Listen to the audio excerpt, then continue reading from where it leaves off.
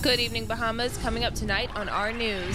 6 residents of Grand Bahama, 4 of them women, brought before the courts for drug possession. The story coming up. A PLP senator blasts the minister's administration for its stance on public disclosure.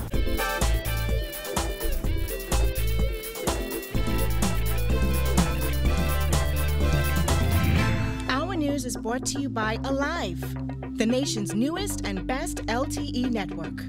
Good to be alive.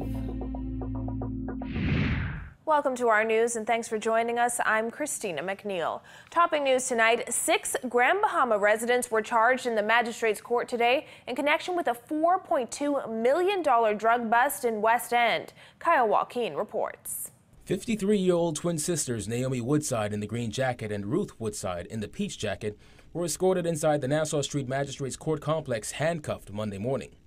They were charged along with 23-year-old Celia Woodside in the gray and white hoodie, as well as Arthur McNeil Stubbs Sr. in the white tee and black jeans, his son Arthur McNeil Stubbs Jr. in the blue jeans, and his wife Helena Stubbs on one count of possession of dangerous drugs with the intent to supply.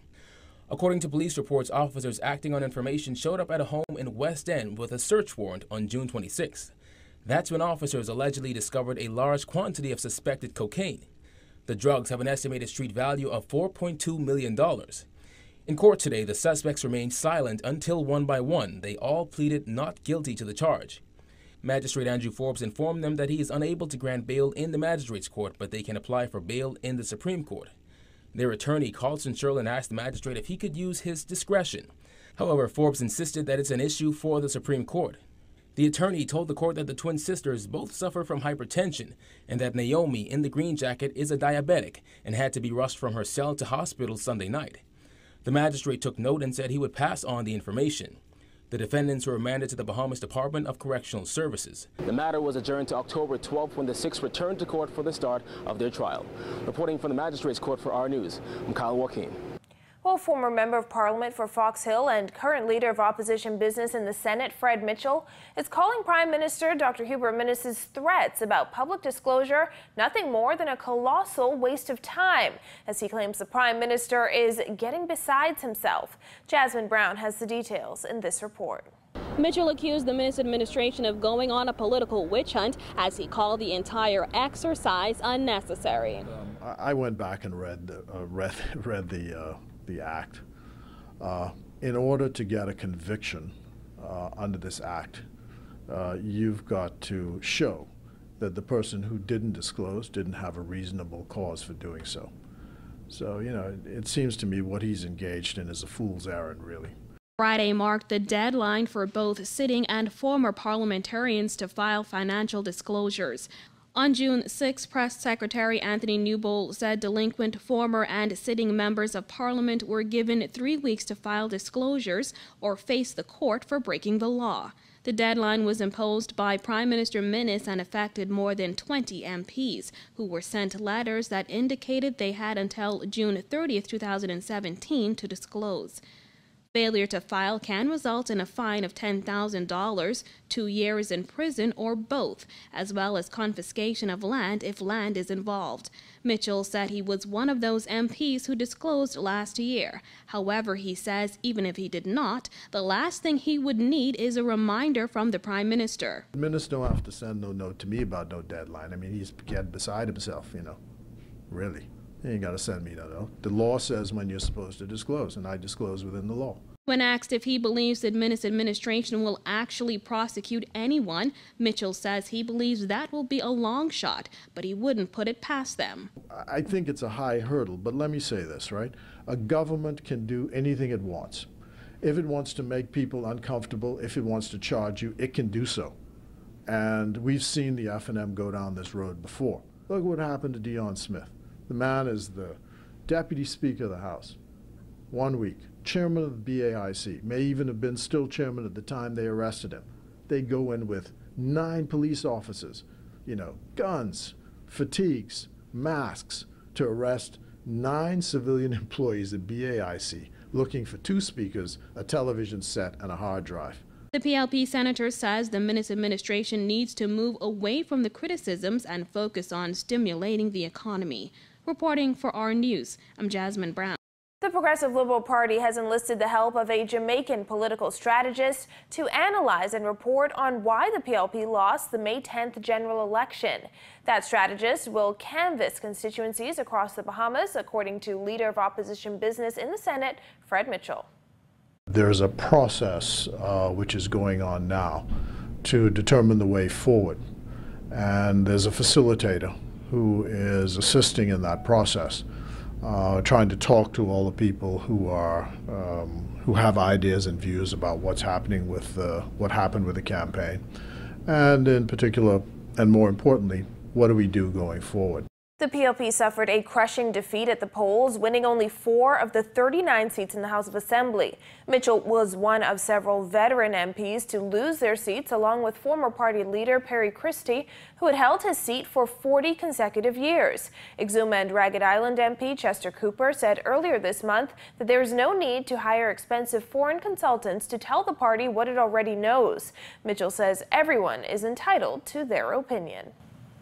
That process is ensuing. I think there's been a lot of discussions back and forth. Of course, everybody has their views about it, and I think it's quite a useful process. Mitchell says once the assessment is done, the PLP hopes to emerge a stronger party. In other news, a home of 40 senior citizens may be left in the dark and the heat if they can't pay off a $10,000 bill from Bahamas Power and Light. President and owner of the Good Samaritan home, Reverend Dr. Kendall Capron, says it's a hefty bill he's been paying since earlier this year. April Sands tells us more. Well, $10,000 in the hole, and president and owner of the Good Samaritan Home of the Aged says he'd hate to think it's a political ploy, but he's never been in a predicament quite like this before. It could soon be lights out for the Good Samaritan Home of the Aged, according to a notice from Bahamas Power and Light Company. President of the facility, Reverend Kendall Capron, says he received a letter from BPL warning that their power supply would be disconnected if they do not pay a $10,000 bill owed since February. Capron says he got the notice from a BPL worker who showed up on his doorstep. He claims he has made payments on the bill, but that it hasn't been enough. The only way you could get that light on if you pay us another $5,000. He said, if you don't pay that, you don't get no light. I said, Mr. Roll, we don't have that. He said, but you have no light. You have no light. We had to go on and scrabble up $5,000 to have this light on. We want to know where the money gone, where all that money went. Now they come back again. Now they're saying we owe another $7,000, or we're going to turn the light off by Monday, which is today. The home caters to 40 senior citizens, some of whom are said to be staying here with little to no charge. Capron says he fears those residents could soon be left to suffer in darkness and the sweltering summer heat. We have people inside this home that can't pay a penny, nothing. We have people in this home what can only offer us $240 a month, $300. And we take the grant and subsidize that to help them. So we turn that over, we use the grant to help the people who can't pay. And when we got to take all of the grant and pay for the light bill. Capron says their only source of income was a grant the home received monthly from the previous government. Other than that, he said he and his wife, who is vice president of the home, are left to fend for themselves. He said there is a misconception that the home needs for nothing. However, he is pleading to the public for help. When they walk inside the Good Samaritan home and they look around, you know what they say? Mr. Capron don't need no help.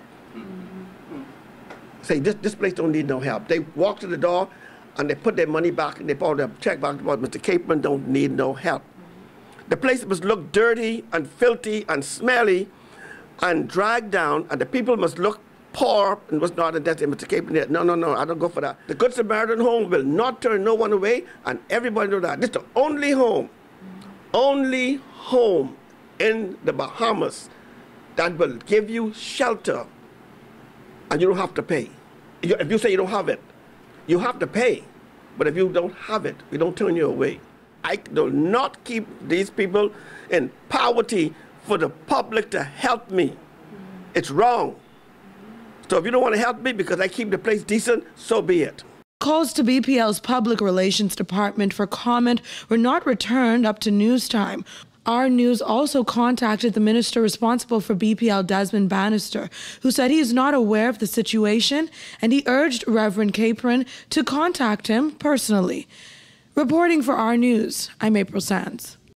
Still to come on Our News, why the former Prime Minister says Dr. Bernard Nottage was upset over police officers.